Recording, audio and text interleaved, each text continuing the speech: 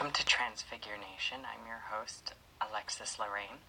Tonight we're going to be joined by Jerrica. She is a trans woman, and here she is. So let's bring her right on. We'll get right to it. I like prompt. Prompt is good. So let's see. Hello, Tina. Welcome. Hi, Wendy. Hi, Sam. Nice of you to join us. Hi, Sarah. Hi, Kristen. Oh, the whole gang's here. Julia, seriously, if you don't feel well, just rest. You'll be fine. So, yes, welcome. Rest, Jules. Hope you feel better, Jules. She's a fighter, so I'm sure she'll be okay. She doesn't need to overdo it. So, how about you go ahead and introduce yourself to our audience? Name, pronouns, all that jazz. My name is Jerrica. My pronouns are she, hers, her.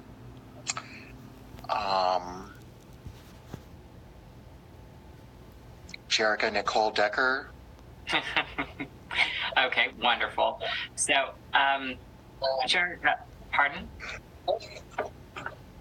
Okay, so how about you tell us a little bit about your history? Tell us a little bit about yourself. I haven't had the chance to really talk to you as much as some of our previous guests. So let's first start with when you first knew you were transgender, or when you first started experiencing that. But see, I felt like I was transgender maybe since I was 8. I was so scared to explore, too scared to explore. So I had a traumatic event in 2013 when I lost my job at the Ohio State University because my boss wanted to move to Denmark. I was really depressed about that. So I decided with my free time to start cross-dressing.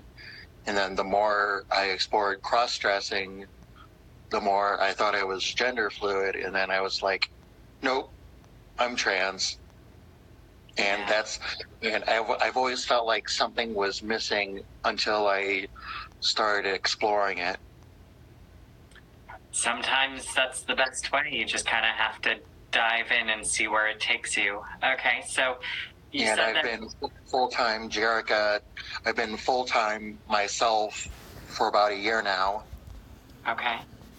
So I want to back up a bit. So you said you started to really understand who to have inklings of who you were when, Leslie, I'll get to that in just a bit, the difference between cross-dressing and being transgender. But you said you started to know who you were when you were 8. I felt like I wanted to explore that kind of thing, but I was too scared to do it. Okay. Can you talk about why, or is there something I was too scared because my parents are old school conservative. I was just really afraid if anybody found out. Right. No, I completely understand. So let me address Leslie's question real quick. Okay, so the difference between being a cross-dresser and being transgender, cross-dresser doesn't have the same gender identity that a trans woman does. They identify. It has nothing to do with identification. It has everything to do with feeling comfortable, or sometimes it's a sexual gratification, sometimes it's just a personal gratification. They enjoy presenting as female, but they don't identify as female. There's a very specific difference, and a lot of people who are cross-dressers will sometimes find themselves identifying as non-binary or gender fluid, just like Natasha the other night, Saturday night. She started out just as a cross-dresser. And not that I'm just as a cross-dresser, but she realized that there was more to it than that. So it's often a fine line, and there are plenty of trans women who have found their way to being realizing they're transgender because they were exploring cross-dressing. Okay, so let's get back to this. Yeah, we're having a little bit of feedback, Jerrica. Can you turn down your volume just a little bit? Sure. All right. So, excellent. There we go. All right. So, yeah. You said your parents are ultra conservative. Have you come? I mean, you're full time. So, did you come out to them? Yes. I came out to my brother as soon as I decided I'm going to start transitioning. It took a little bit of time for him because he felt like he was losing an identical twin brother. Right. And then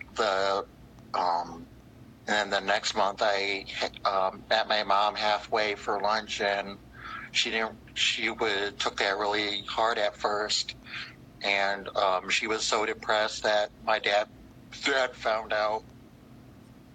So fast forwarding today, my brother and my mom are very accepting of me, and my dad's, well, I went home one summer to talk about it, and all I said is, I'm doing this, and there's nothing you can do to stop me, because this is my life.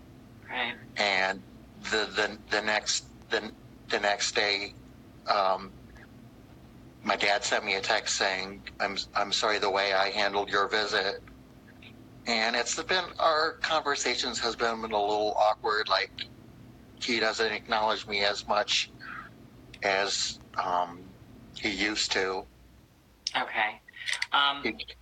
But that is reassuring that at least, he came back and apologized for his initial reaction. I mean, so many of us don't even get that much. So, that sounds like at least a good footing to start from. Okay, so you came out to your family, a rough start. How are they to this? You said that it's still awkward conversations. How long has it been since you came out to them? Well over a year. My mom and my brother are accepting of me now, but it's still a little awkward with my dad. Right. I haven't seen him since June. Okay, hold on. Gotta get rid of the chasers. There we go. Okay. Understandable. And it seems that fathers typically have, in general, have the hardest time, especially with trans women, losing, they feel like they're losing their sons, which is sad. But, it's not always the case. In my case, it was my mother. So, it's all just kind of hit or miss, really. Okay, so are you on HRT? Are you? Yes, I've been on HRT for since April 2018. Okay. Well over a year. So you and I started almost the same time then. April 7th. It was exactly April 7th, 2018. Okay, so you've got about a week on me then. Off the screen. Yes, Jules, thank you for that. Move that comment right off the screen. So, so you're on HRT, and how was that journey? Once you realized, this is what you wanted, how did you go about getting where you wanted to go? Getting HRT and getting the attention, the help you needed to make this journey? I decided I wanted to go forward with this in December 2017, and I went on Psychology Today to find a counselor who specializes in trans counseling, and she's trans herself. So I met her. She gave me the resources to get the resources here in Columbus, Ohio. And I had to wait 6 months to see my trans health specialist, and I found another doctor earlier than that. So I started with another doctor and then transferred to the other doctor. Okay, so well, that sounds having a trans woman as a counselor sounds absolutely amazing to me. She is awesome. I can't say I'm doing so much better now that like we meet like to catch up every other month. Okay. So what would you say the community is like in Columbus? I mean, do you have a large? I think it's great. I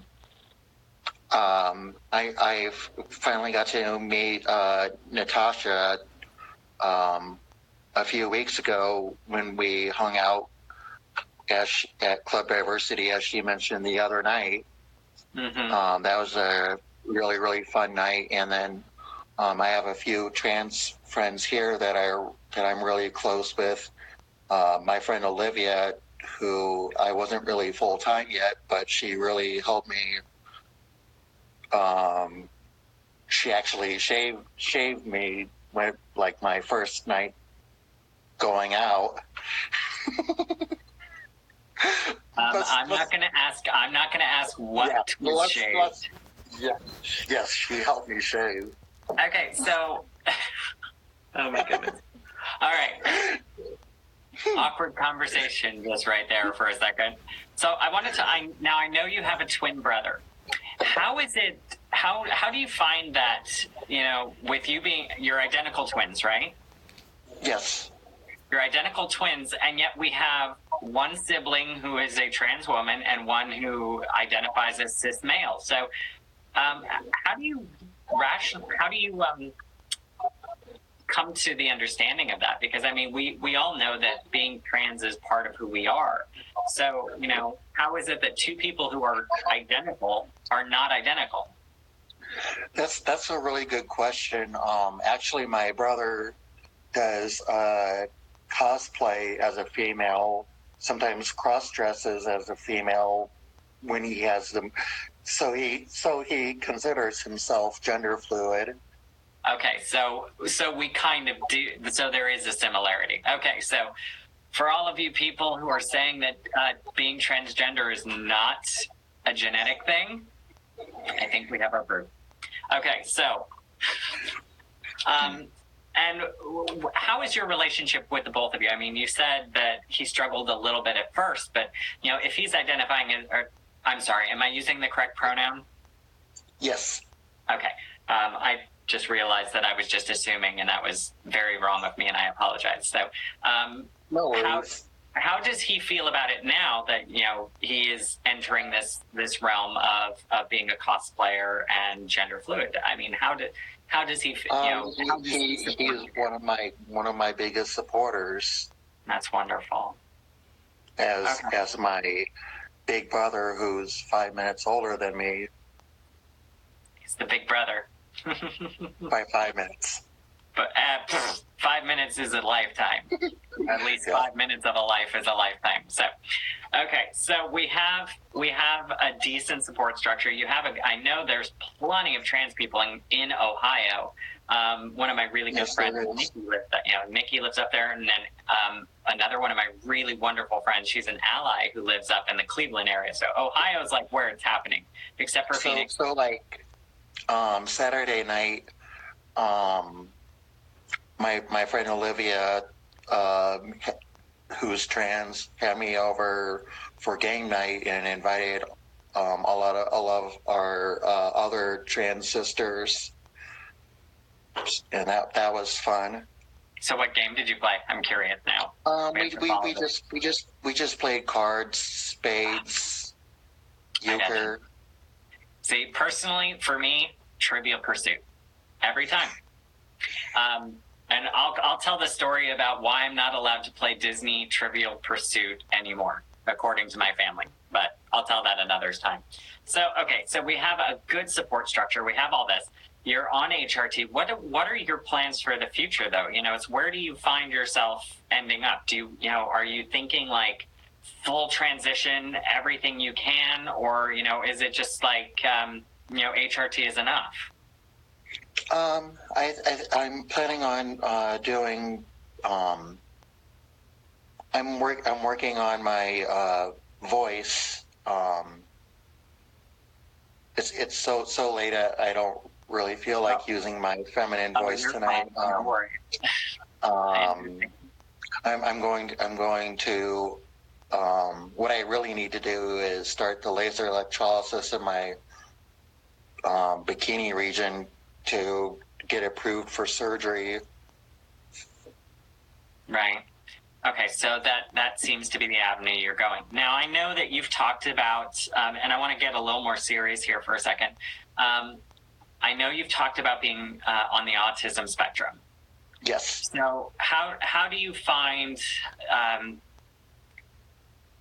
your being on the autism spectrum affecting your transition? I know a lot of it is interaction based and everything like that. So how has that been for you?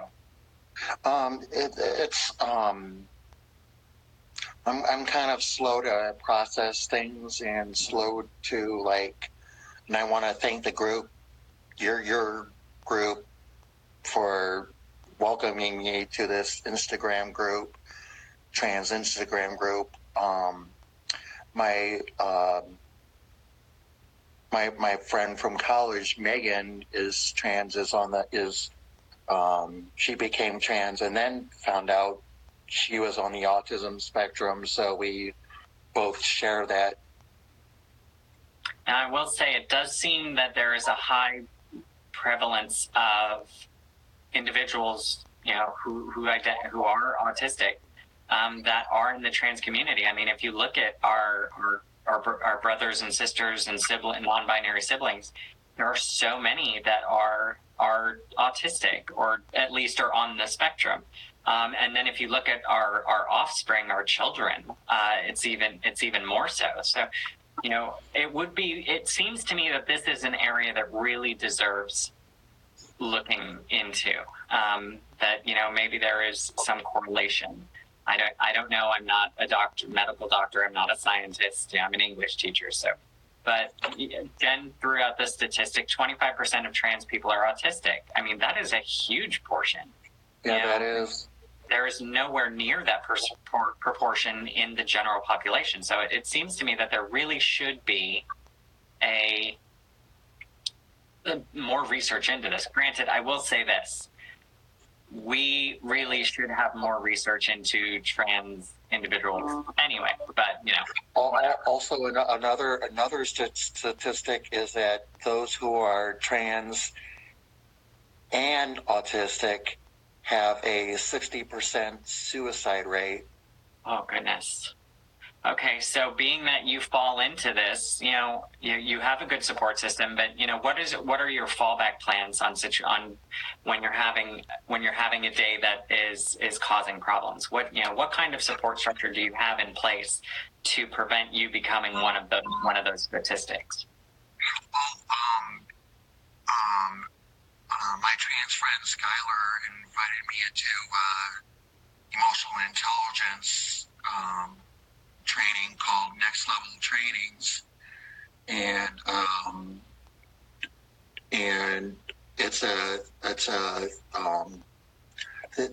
they encourage you to go through the first class, which is Discovery, and they give you an introduction of emotional intelligence and how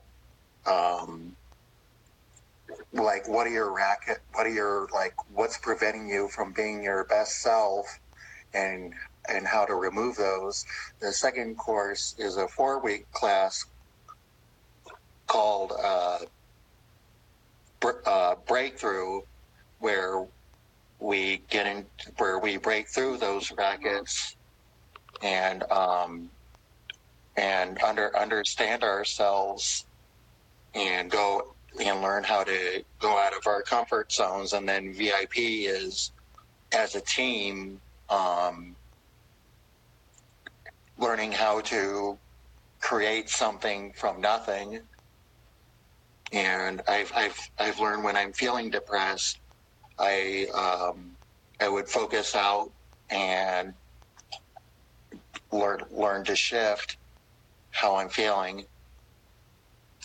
Okay, well, that's very good, because I mean, mental health is so important for our community. We always have to be mindful that we are always in danger of falling victim to our own darkest impulses, or our own darkest surges. Even though we graduated from our group in May, I still go back and they ask for alumni to support other classes, bringing them up, and that's where I was last night, helping with the graduation night, selling heart-shaped rocks. Heart-shaped rocks. That sounds awesome. That's an absolutely wonderful approach. I always find that the way I deal with my own depression and my own inner demons is to, as you said, focus outward. I tend to try to combat sadness with excessive kindness to others, because it's hard to feel bad. It's hard to feel bad. It's hard to feel depressed when you're doing nice things for others. Granted, self-care is important, but this is my self-care, so, and it really comes down to knowing what works for you. And that's wonderful that you have that. Okay. Going forward, I was invited to be a coach for similar related emotional intelligence for LGBTQ plus and allies that we're going to try out next year. And I was invited to be a coach for that. And how are you looking forward to that? I mean, nervous, excited? I'm really looking forward to it. We just had a soft launch of it a couple of weeks ago, and I'm excited what we're doing for the LGBT community. All right. That's amazing. Now I want to ask you, you said you joined the group on Instagram. Now you said my group, but I will reject that title every day of the week.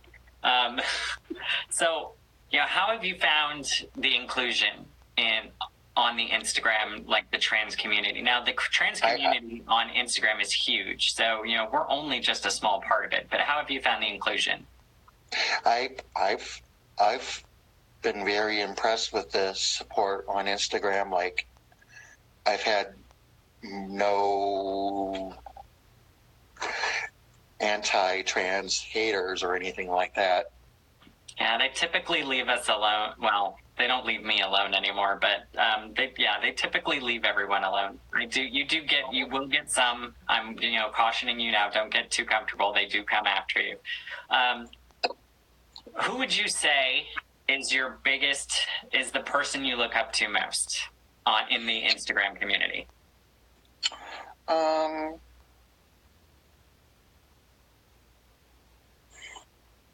I find suddenly Samantha, Megan. Okay. Inspirational. So, the usual suspects then, okay. Yeah, absolutely. Both of them offer great insights into what it is to be trans and to be yourself and to be victorious and happy with who you are. Both Samantha and Megan are just absolutely wonderful people. Yes, it is a hard question, Wendy, I know. It's a hard question for a reason. Too often, I think sometimes we don't take notice of those, or we internalize our looking up to others, but it has the potential to be so much more than that. When we find role models, we find roadmaps, and the roadmaps is, hi Rebecca, Leslie. When we find a role model, we find essentially what's a roadmap in almost a wilderness. I've always likened to being trans as how, traveling a journey without knowing where the destination is and not even sure where you're starting from. So, having a role model like Samantha or Megan or Erica for me, these are people who've traveled the journey. They've left markers behind, and it makes our journey a little bit easier for those of us who are following. Okay, so now let's lighten this up a bit. So you said you had a friend who helped you shave, but so have you had any, how have you gone about expressing yourself?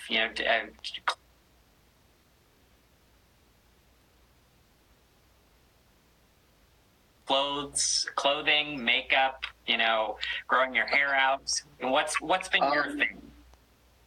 I don't wear makeup as much as I used to.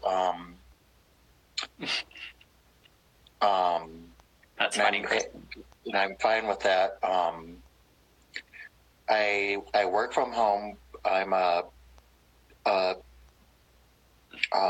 My best friend and I from college share a business ownership called Weather USA. We're a weather information consulting service, and since June I've been able to work from home, so I can wear whatever I want. So that's wonderful.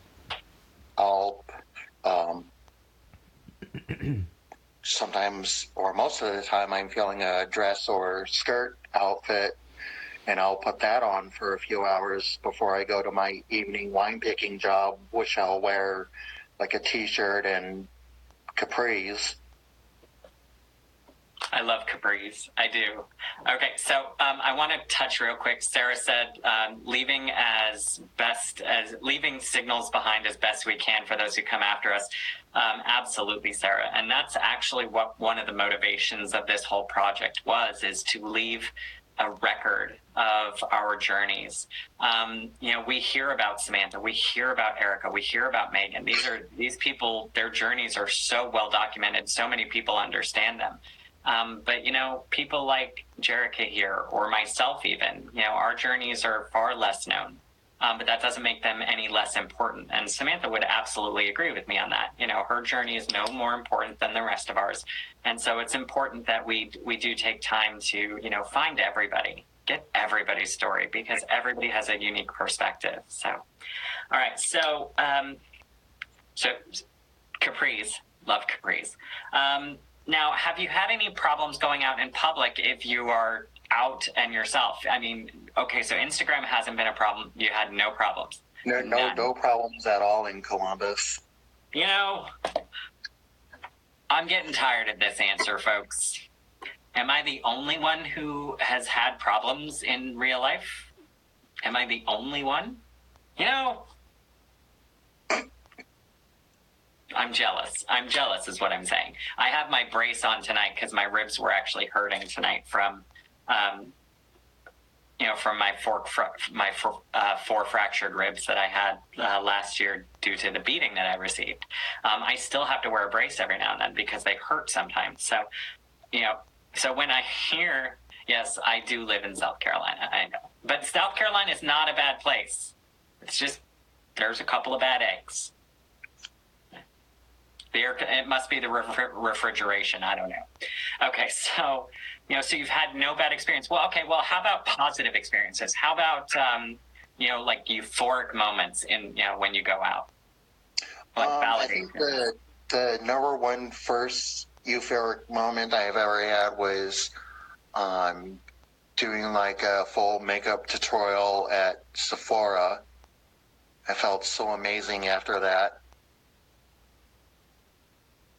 I can imagine. I haven't actually had one of those. I've just kind of picked up my makeup tips as I go along. What was funny is my former partner would almost never wear makeup until she wore all the makeup. She would go from not wearing makeup at all to having, doing these elaborate designs on her face and everything. So it's like, not the best teacher, but we get where we get.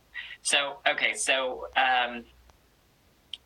you had this makeup tutorial. Now, what about like everyday life? Have you had any moments where somebody's gone out of their way to gender you correctly, or to make a point of treating you with respect, without ever mentioning you being transgender, or has it just been you live your life and nobody says anything kind of thing? Yes. Last week I drove up the street to McDonald's in my pajamas and my hoodie. I haven't even shaved yet, and I still got mammed. I was like, oh, thanks. That is nice. I don't even get mammed most of the time, so I haven't even shaved yet. You're winning at life, Jerrica. You're winning at life, and I'm jealous. Not jealous. My life is pretty good too, but I'm a little jealous of people being nice. Nice. Okay, so you've had these moments, and you've identified your greatest euphoria moment. How do you deal with dysphoria? How do you deal with the times where you're just not feeling yourself? You're looking in the mirror and you see yourself and things are wrong. How do you deal with those moments? Part of my emotional intelligence classes, in the second class, where we make up our own contract, and I'll just repeat my contract to myself, which is I'm a beautiful, passionate, generous leader. That's a good name. That's a good title. That's a good title right there. Very well done. Like generous, passionate. Okay. All right. So let's go back to this group. How did you become involved with our group? It's like what brought you here? What brought you to Instagram? Because Instagram, it's not, you had to be here for us to find you. So, what brought you to Instagram in the first place? Well, I used to be on a Discord cross-dressing group, and one person had a Instagram, so I was like, I'll try that. So and the rest was history, folks. Yes. So, have you? Now, I'm just going to shamelessly plug Gender Positive here. You're part of Gender Positive? Never heard of it. Oh, okay. Well, it's also a Discord group. I'll take care of that for you after this. I'll send you an invite. It's a trans-oriented organization that Kaylee Cake started. Jen and I and so many others are part of, including Jules. I mean, it's a huge list of people now. But it's all about promoting positivity in the trans community. So I definitely think it would, might offer you something, or you could offer us something. I'm on a really small Discord group called Transient, and there's people, trans women from Australia, Texas, and Ohio. Well, they're all in Ohio. Everybody's in Ohio. Nikki's in Ohio. Everybody else you're in Ohio. What's with Ohio? There's something in the water, folks. Okay, so, thank you for keeping the comments rolling, you guys. I'm trying to keep an eye on it, but I lose focus sometimes. So thank you very much for policing the comments. Normally I would get to them eventually, but we don't need them lingering. So we have, I want to get back to,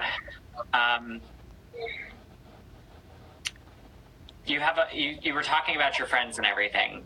How are your friendships now? How many friends did you have before that still accept you? How many friends have you made since then? Has it been more? Have you found more acceptance now that you accept yourself? I think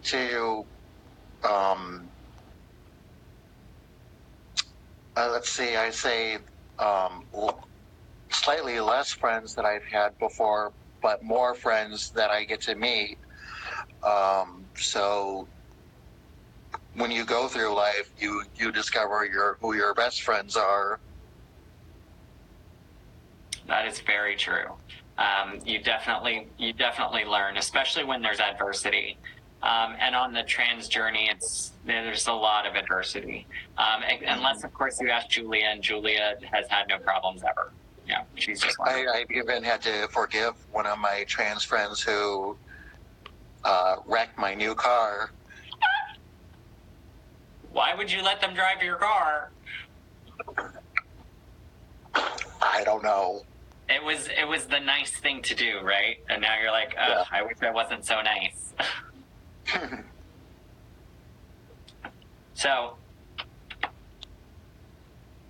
we've talked about, how long you've been on HRT, and your voice you're trying to work on your voice. Are you finding any vocal therapists? Are you?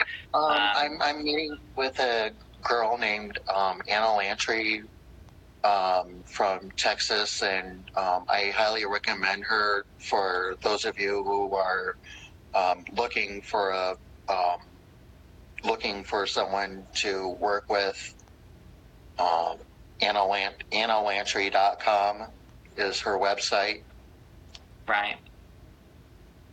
Okay, so you do have a voice coach, which is always good, because I recommend, as somebody who has studied vocal training for many years, I do recommend that if you do not have formal vocal training, you don't just try to change your voice register without assistance, because it can be dangerous.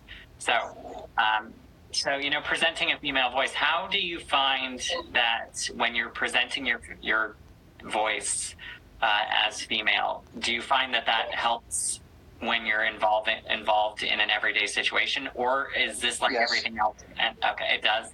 Okay, so yeah, it prevents me from getting misgendered when I order food from a drive-through. Right. No, I understand that. It's funny, is I've actually gotten really good at my phone voice. So my phone voice and my drive-through voice are top notch, but my in-person voice, I tend to usually get a little lazy. So, I'll pull up to the drive-through window and they'll be like, "Here you go, Matt, sir." And I'm like, "No, you had it right the first time." So, honestly, it's getting a little frustrating. I'm like, how long do I have to have my hair? How much makeup do I have to have on? How much jewelry do I have to wear before people start realizing that I'm a woman? It's like, I get it. Exactly. Come on. I'm like, I shouldn't have to put a sign. I'm going to get it tattooed on my forehead. Do you see my makeup? Do you see my feminine glasses? Do you see my hair? I know. No, it's they don't. They see what they want sometimes, and that's really frustrating. What do you see as like your biggest triumph thus far? Is it your coming out story? Is it having the courage to be yourself, or what is it specifically? I would say like my just being patient with my dad and him starting to accept me again. Yeah. Okay. All right, just 1 second there. And do you find, how does that manifest itself? Your patience with your dad, is it just you're accepting when he misgenders you, or is it, is there something else to it? Is it like trying to be proactive? Even he doesn't let me, he doesn't answer the phone when I call. Okay. Thank you, Rebecca. Maybe I'll just like wait till the next time I see him. Okay. All right. So I get that. But you do still reach out, even though, okay, so he's not answering the phone call, but you're still trying to initiate that contact, right? I call my mom for a few minutes every day, and my mom said he still asks how I'm doing. Okay. Well, hey. But he won't talk to me. Concern is good. Now, I will say for me, my mother actually asked my aunt. My aunt has been like my surrogate mother for the last 4 years. And my mother will actually speak to my aunt But anytime my aunt says, tries to correct my mom when she's using the incorrect pronouns and using the wrong name, my mother will basically just shut down and hang up on her. And they're sisters, they're blood relatives, and so it's really sad. But the fact that he's showing concern and interest seems to be heartening. Seems to be like something that is a good sign, if nothing else. Okay, so tell me, when you first came out and you're going for HRT. Oh, here's another question I want to ask. I've noticed that a lot of trans women hesitate after they get their dose, after they get their first hormone dose. There's a hesitation. Was there any hesitation with you, or did you just dive right in?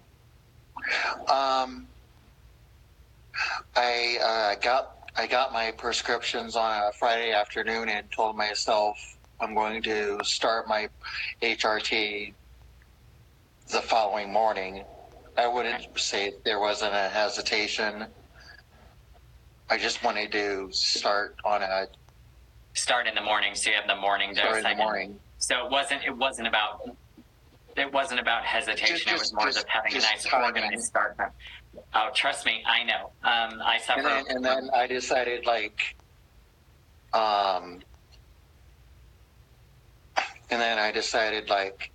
on this date, I'm going to go full time. Okay. So have you found that that setting those kind of dates for yourself, setting those deadlines for yourself, helps you get to where you're trying to get to? Yeah. Okay. Yeah. Sometimes you just have to kind of make a timeline. For my move that's coming up, I just said, this is the day I'm leaving. It's the day my lease is up in my apartment and I'm out the door. I'm packed up already. Where I'm sitting now is all hodgepodge together with buckets and things just to make it feel like, the same set that I've been sitting on. But it's not. It's a desk and it's all kinds of mess. The whole place is a mess. But, you got to set your goals, right? So what is a goal for you? What is a goal that you've set for yourself that you haven't achieved yet, that you really are determined to make it?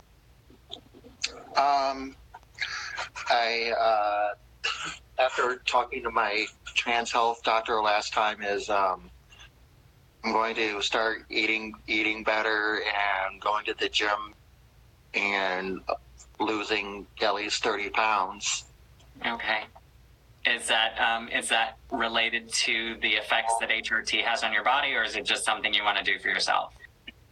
Or both? To better prepare myself for bottom surgery. Okay, the trauma that is bottom surgery, absolutely. Okay, so that's your goal, and have you given yourself a timeline yet? Have you given yourself a date?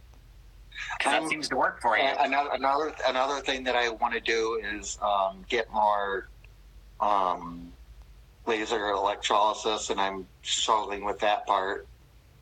Okay. Now, you said you work from home. How's your insurance coverage, or are you going through some alternative means? I'm going through I'm buying my own insurance every month. Okay. Well, I'm a little jealous because I couldn't find any insurance company that would cover trans-related care, which is kind of frustrating. It doesn't really cover it. I just get a really good deal with my prescriptions. Okay. So, all right. So, how do you, with your goal of eventually getting bottom surgery, have you started talking to doctors and working on letters and things like that? I already have my letters. The biggest thing right now is laser electrolysis. Right. I'm struggling with the cost for that. Right. No, Kai, United Healthcare does not cover trans-related services in South Carolina. Sorry, I called and asked, and they said no. So, In South Carolina, it is not a thing. I called everybody. So you can get negotiated rates. You can get negotiated rates through United Healthcare and some other providers. But the vast majority of insurance companies in the state of South Carolina will completely ignore any trans needs. It is considered voluntary and therefore is not covered under any policy. It would be nice to find an insurance company that yes, and one that is not related to an employer, because I mean there are companies like Starbucks and certain other companies like Coca-Cola or Nike that do cover trans-related costs, but unfortunately they're not everywhere. Getting in to work for them, okay, Starbucks are everywhere. I'm sorry, I shouldn't have said that. Starbucks is for everybody. Another reason we need, absolutely, Sarah, there's absolutely no reason we couldn't do Medicare for all. This whole concept that, well, I don't want to have my taxes go up. It's like, yes, okay, your taxes go up, but you're not paying for insurance. That goes down. So it's a trade-off, and then everybody gets insurance, and there's no more of this nonsense. Now, I'm not saying that the Medicare for all would be perfect. If you look at England or Canada, there are huge waiting lists for elective surgeries. But they get done, and anybody who needs it can get it. They may have to wait a while, but they can get it done. And that's really where we need to be. And it's absolutely frustrating. Absolutely, Kai. It is terribly frustrating. Okay, so how do you feel about being required to get letters to validate yourself, Jerrica? I don't mind that at all. It was really easy to get my letters. One through my trans health doctor, and then another one through my trans counselor. Okay. So, well, that's good. Yeah, I have to say is I haven't been able to get a single letter. My therapist isn't considered qualified in trans services, so can't or won't write a letter. And I don't have a doctor that does letters. So I go through Planned Parenthood, and I have a nurse practitioner, and she's great, but doesn't provide letters. So that's frustrating for me. But it's not like I'm anywhere near getting any of the procedures I want, nor is it something I could afford even if I did. So, all right. So we're talking about finances and everything. How do you find, you work from home, so that makes identifying easy, but when you're interacting with, every job has to interact with people somehow. Yeah. So how do you find when your business interacts with others, how do you find that goes? Is there any negative feedback from you're being transgender? Once a week, I go out and have a 2-hour meeting with my business partner. And actually, this week, I'm going out to the next county over to go out to a farm science review because we're affiliated with the State Climate Office of Ohio, and they have a table at the Farm Science Review, and the last couple of years I'll go out and make an appearance for a couple hours. Okay.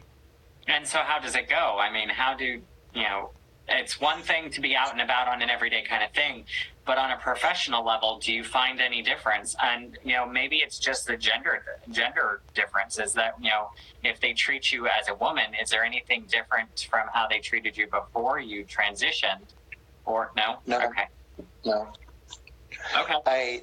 I when I started my wine picking job, we like to say that we had a rule that being straight's not allowed. All of us are on the LGBT spectrum. Okay. Hey, there's nothing straight about me. I can't even think straight most of the time. So. Me neither. If my brain were detached, I'd lose it. Well, that's true. For me anyway. I can't possibly speak for you on this subject. But all right, so we're coming in the last 10 minutes. Now, let me ask, what would be the advice that you would give for another trans person that's, making their way into the community and making their first inroads? And also, what would your advice be for someone who, is on the autism spectrum, but is also transgender? How would you suggest to them to proceed, or the best piece of advice you could give them? I would say, like we say all the time, it's transitioning is not a race. No. Take your time. Don't look to others for inspiration, but don't be afraid to be yourself. That's absolutely true. We look to others for inspiration, but we have to remember that we shouldn't be looking to them as, hoping to be them. As beautiful as Samantha is, as beautiful as Megan is, as beautiful as Erica is, they are themselves, and they're beautiful because they are themselves. So, find your own self, find your own journey, and always own who you are. You'll be beautiful if you are yourself. And it's, Exactly. I couldn't possibly be more jealous of Sam's hair, but whatever. Mine's coming along. I get a lot of compliments on my curls. Yeah, that's another thing. So many of us have curly hair. Not a lot. Not everybody. Not very many at all. But I like to think about it because my hair tends to be curly. Right now, it's just kind of a frizzy mess. So I'm trying to let my hairstylist let me learn how to straighten it. Don't overtreat your hair. She said no, don't get a straightening iron yet. I'm going to teach you with the power off first a couple of times, and then you can do it a few times. Yeah. Personally, I've tried to straighten my hair, and I look a bit like Lord Farquaad from Shrek. So I'm never doing that again, ever. I learned my lesson after one try, folks. It's like a first. It's like a first for me. I never learn anything after my first try. So we have this advice. You have this advice for those who come in. Now, what about those who do have, who are autistic or are on the autism spectrum? Would your advice be any different to them, or would you just say exactly the same thing? I would. I'm not sure about that. Like, Megan and I first met. She wasn't out yet. We were both trying out for the OSU marching band, and I didn't know she was transitioning until the following year, and it was actually like kind of for me. I learned that I was on the autism spectrum and then trans, and then for her it was trans and then on the autism spectrum. So she and I kind of shares that, and there are Facebook groups for autism and trans. That's excellent, and we should absolutely share those resources. And that's one thing I think the online community is good about is, identifying resources for others. One of the things I've loved about the live stream interviews and things like that is that, if someone has a need that's in the comments, all of the other people in the comments will immediately start offering resources. And I've met so many people that way. My very good friend Hannah was in a live stream that I was on with Samantha, and she had a question about South Carolina, and I was like, oh, she lives here too, and so they recommend, the people in the live stream recommended me, and it was so wonderful. And then and she's an amazing person, and our connections that we make that way are so reassuring. They're so strengthening. And it's that bond that we make that really can help us travel through some of the worst times that we face. So, absolutely. All right. Closing words, Jerrica. What do you have for everybody? What do you want your last words to our audience tonight to be? Just be yourself. Don't be afraid to try and mess up. Like you've got a community to hold your back. Excellent. Hi, Kristen. Okay. Jerrica, thank you so very much for joining me tonight. We're coming to the end of our time. An hour flies by, as it always does. Yes, it does. It's been my pleasure to have you on, and thank you so much for being part of this journey. It always humbles me that, you know, people are so interested in being a part of this, you know, that somebody wants to, you know, share their story with me at all is amazing. So thank you, because I genuinely feel humbled and awed that so many people, you know, want to share their stories, and I'm so glad that you're one of them. So, all right. Thank you so much, everyone. It's been an absolute pleasure as always. Let me check the schedule for tomorrow night, because I don't even know anymore what's happening. All right, so I have Christina tomorrow night at 8 o'clock. So join us tomorrow night for that conversation, and it will be fun. They're all fun. And it's what's really ironic is, like I said, these conversations, you know, where you feel like, oh my goodness, how could you possibly fill an hour? The reality is how could you not fill an hour? You know, we're talking about people's lives.